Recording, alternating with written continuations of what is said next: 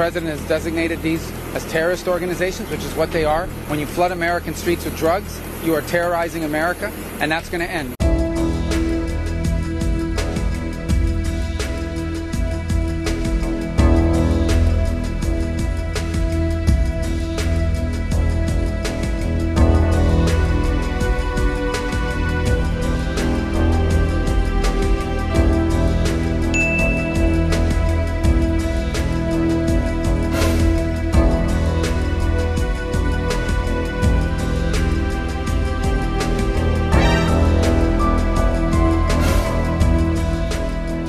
Yeah, the president made the announcement and said it was a lethal strike. I think the Pentagon will have more details and other things to offer you here in the next few hours, hopefully. The drug vessel was carrying drugs. The president is going to be on offense against drug cartels and drug trafficking in the United States.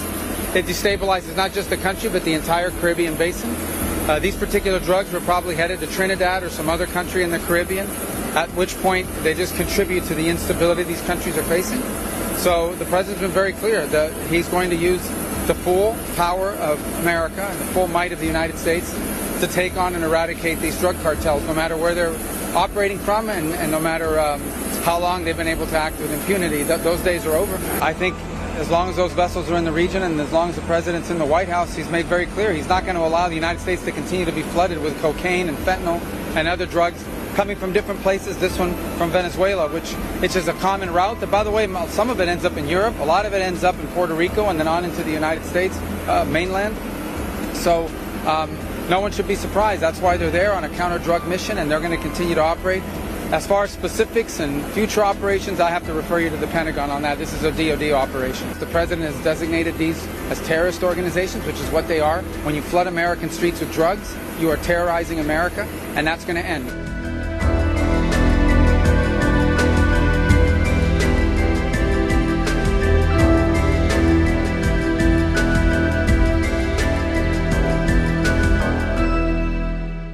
You look fabulous in that suit. I said the same thing. Why don't you wear a suit? Thank you very much for being here. Thanks so much, Mr. President. Through this stupid president, $350 billion. You voted we gave for you your military equipment, and your men are brave, but they had to use our military.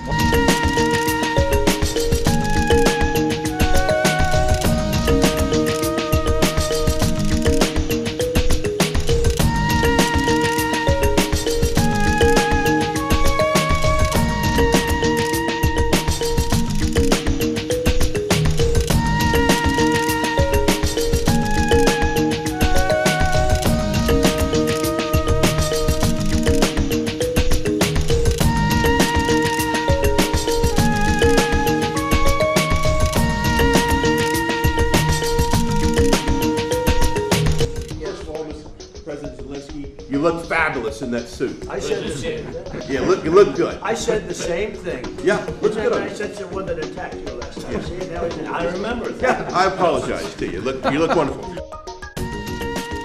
Why don't you wear a suit? Why? Why don't you wear a suit? You're the highest level in this country's office, and you refuse to wear a suit.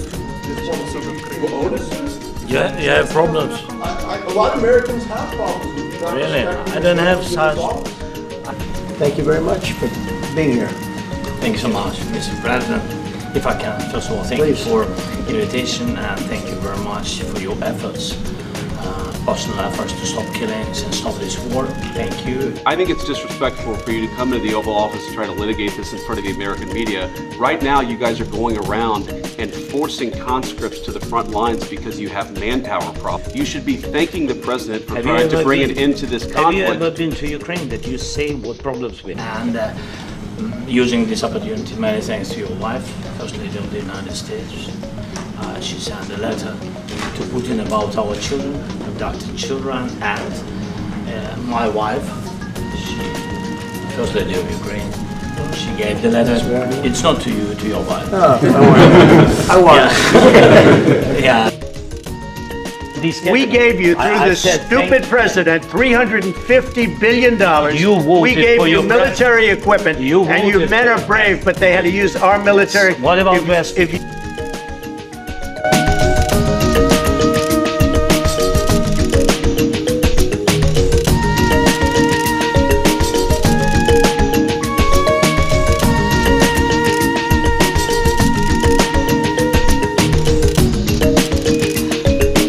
们外交部对于南非政府持续护从于中国压力，漠视台匪长久的情谊，将我国在驻南非代表处及驻开普敦办事处2个住处更名还有降等。外交部基于维护主权及国家尊严立场，我们现在与相关部会研议反制措施，包括限制晶片输往南非。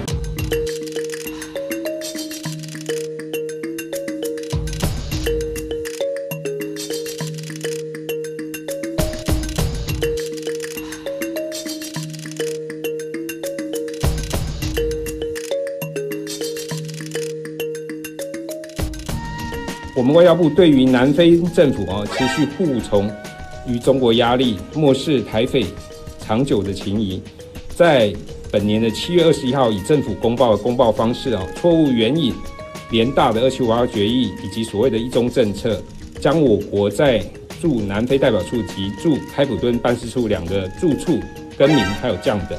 外交部表达极度的遗憾。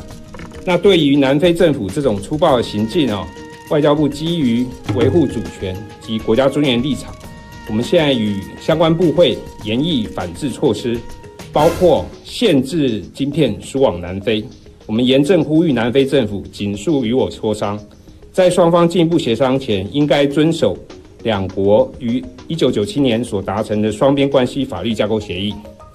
那目前南非还没有开始与我展开协商。我想要追问一下，您刚刚说限制晶片输往南非是指哪一种晶片呢？然后这个限制是已经实施了吗？那它有一个期限吗？我想目前的话，我们还在跟相关的部会讨论我们目前那个措施范围有多大？我想这还要进一步跟相关部会来磋商。那我们也希望这个南非政府尽快跟我们来展开协商。因为南非刚刚除了提到说我们有研议反制措施之外，目前我们南非的代表处2个嘛，那2个都是正常运作嘛？有没有受到什么，或者是在业务上有受到什么南非政府的刁难吗？目前的话，两个住处都还是正常的运作，但是我们的确我们也很关切这个公告发布之后，因为这是一个正式的南非政府一个正式的公告那后续的一些效应目前的话是还没有影响我们密切关注，但是我们已经启动开始要研议反制。